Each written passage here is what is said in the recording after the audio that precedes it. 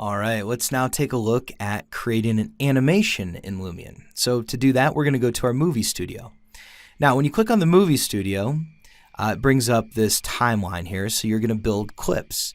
And then these clips can all be rearranged and organized and add effects either to the clip or to the timeline. And you'll see a little bit more about what that means here in just a moment. So very simple interface. I can either link a movie from a file.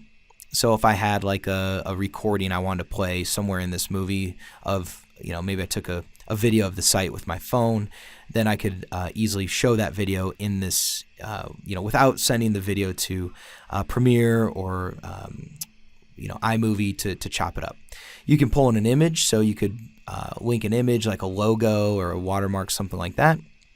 Or most likely what you're going to do is hit record. When I click on record, now I'm into this, kind of familiar, this is kind of like photo mode, right? Where I might say like, I take a snapshot here, and then I'm going to move up and back, and I'll take a snapshot here, just like that. All right, so then I can click on play over here in the bottom left, and you can see that happen. It'll just kind of loop over and over, so you can just watch it a couple times. And then you might decide that I want it to run a little slower, so let's make this clip a little longer. I can tell you that in general, slower is better. You just want to slow it down, nice and easy, get these things not spinning too crazy. All right, just like that. And then we'll say OK. So I hit pause as it was going. I hit pause, and then I'm going to click this checkbox to say OK.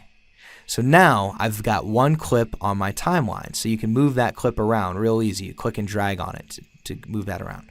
Now let's make another clip. So I'll go here, click on record. And this one, I think I want to do more of like a, kind of a sweeping view of the whole thing.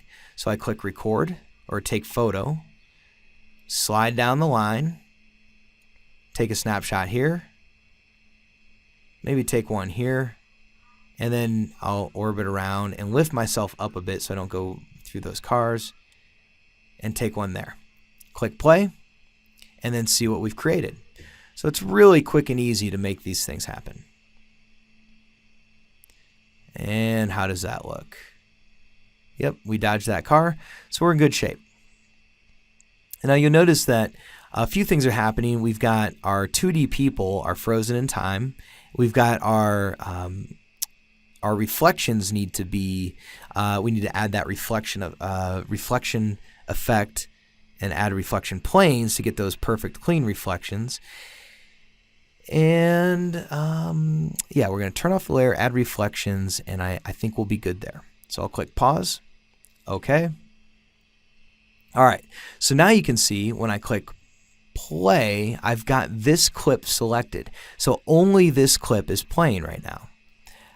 If I click on entire movie, which is this little film strip here, that will play the entire movie, and you can see that the break is right here. So right when the red line gets there, cuts to the next shot. Cool.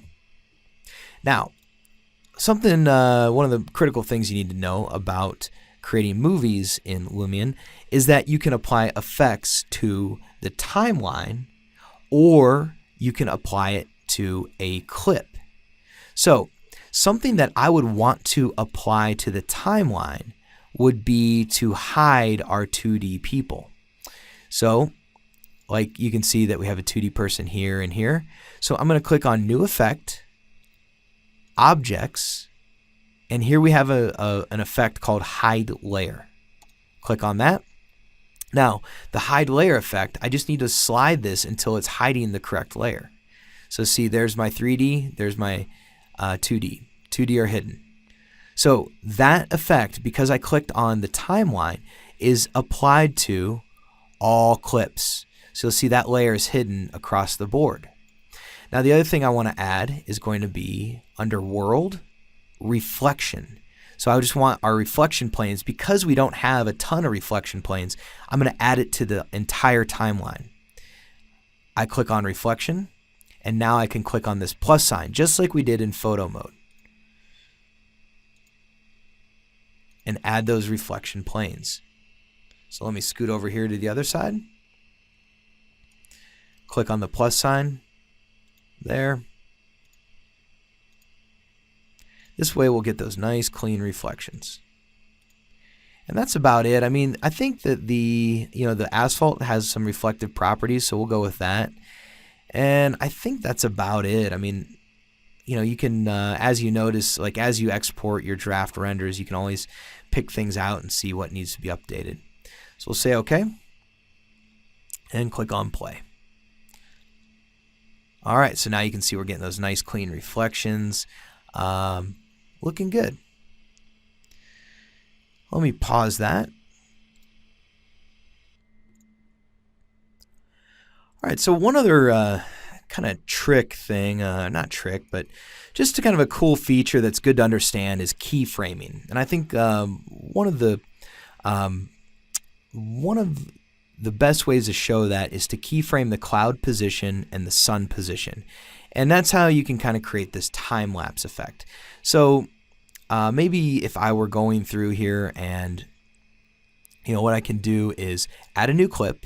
We're going to record something. And for this one, I'm just going to kind of zoom in on the sign. And I want to animate a shot of this sign. And I want the clouds to be ripping by and the sun to be setting. So I'll take a snapshot there. And maybe I'll just orbit just a little bit just to give that sense of 3D and hit it again there. All right, so now we're good to go. Let's check out, if I double click on that clip, I can see this run again. And that looks good, but again, slower is better. Let's dial this up and set it to like 6 seconds. All right, say OK. So now just that clip alone, you can see that right now it's pretty static. I mean, it's just simply orbiting around the sign. Nothing's really happening. So what we need to do is add some effects. So I can click on New Effect, and again, we have this clip selected. So when we add an effect, it's only going to add it to the clip. I want to add the sun effect, and I want to add the cloud effect, just like that. All right, so let me pause this. Now, we're going to add our keyframes over here at the beginning. I can click and drag on this red line to kind of adjust my timeline. So we're going to create for our clouds, we'll create a keyframe here. And I'll go to my sun, and my sun height will create a keyframe there. Now I'm going to scroll all the way to the end and add another keyframe. For my sun, make the sun go down like that. Go to our clouds, add a keyframe, and change the position of the clouds. Now watch what happens. Now you can see the sun setting, you can see the clouds whipping by, and now you've got like a time-lapse effect. So a lot of these effects can be keyframed. Pretty cool stuff. So you really end up with a pretty dynamic animation. And again, just like we're eliminating all the post-processing out of Photoshop, we're really doing the same thing with video. Now, one other thing that we really important is to not have your people walking in place. So let me just give you a quick demo on how to assign the move effect and make people walk. All right, so I'm going to pause this. Now, the move effect can either be assigned to a clip or to the entire timeline. In this case, I'm just going to assign it to the entire timeline, because then that way the people are just kind of, well, actually, let me take that back. This one, I want people walking. This one, I want people walking. So I think we'll just assign it to this first clip. So let's see. I've selected my clip. I click on New Effect, and I go to Objects and click on Move. All right, so now the Move effect, it's similar to the reflection planes. I have to click on this pencil. Now that launches me kind of into build mode, basically. So now I've got a start position and an end position, and what I'm going to be adjusting is their placement in the model. So if their start position, if I want this woman, she's going to start there, and maybe this woman is going to start back here. Then when I click to end position, I can move her end position to here, and I can move her end position to here. So now you can see start position, end position. I'll click back and I'll hit play. And see, now I've got my people walking. Pretty cool. Okay, so now keep in mind that like I've already set up that move effect. So one way to copy that and apply it over here, my people aren't moving yet here. So what I could do is from here on this first clip where I did set up move, I can click on this wrench, choose edit, copy, go to the other clip, add the move effect, click on the wrench, and choose edit, paste. And now that clip has the exact same move effects. So just like with the still images, it's very possible to copy and paste effects.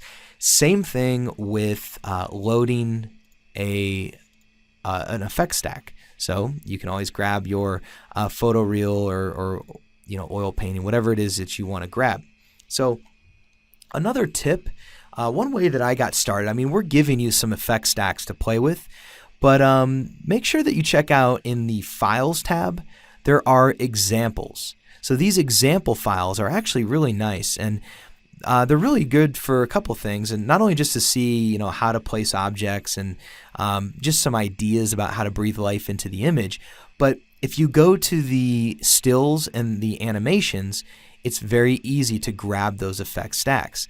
So let's go check out in the movie mode.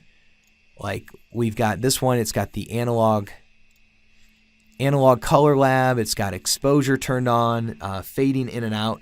So somebody put a lot of time into setting up all of these parameters, these effects. So I can click on here and choose File, Save Effects. I might throw it on my desktop and say, test 1. We'll say save. I can go back to my file. So, and I didn't, let's just go to load scene. That way I've got my autosave. I didn't export it. I just kind of was bouncing between files. So that's the easiest way to get right back to where you were. Always a good idea, though, to export that full scene. So we're going to go back in here, go back to our movie mode, and then I can, let's go to File, Load, Desktop Temp, and there's test 1. And now we've assigned all of those properties just like that. So it's just very, very easy to, well, number one, it's easy to experiment. I mean, it's easy to just go into your effects and just start clicking, just goof around with this stuff, see what it does. But if it's go time, if it's time to really, produce a final image, just grab one of our effect stacks or grab one of the example effect stacks and just apply it to your model, and you're good to go. So those are a few tips. One other suggestion is that I have I have this model kind of all finished up for you too. So if I go to import scene and we go to my Dropbox, Brightman Designs, tutorials. So you guys have this BD Clayton Gastropub file. You can open that and go in and take a look at it. So this is one where I just really used the effect stacks, tweaked them, and maybe added a few extra little effects to make them look exactly how I wanted. But this is a really good resource too. Just go in here and check out your photo mode, and here's a bunch of different looks. And since we were talking about the movie mode, you can kind of see what's been set up here where we fly through. Let me do the entire thing here. So this will do the entire clip. So you've got the vignette, you've got the fade in and out. So lots of effects happening, and just a good resource to grab things. You don't have to be original and start from scratch every time. Just build off of someone else's work and then make it your own. So that's the animation tutorial. And check out the next one. I'm going to take a lap through my Lumion, show you how to create a virtual tour, and then we're going to wrap this thing up by making a change in the SketchUp model and showing you how everything is dynamically linked. So join us on that next one. We'll see you in there.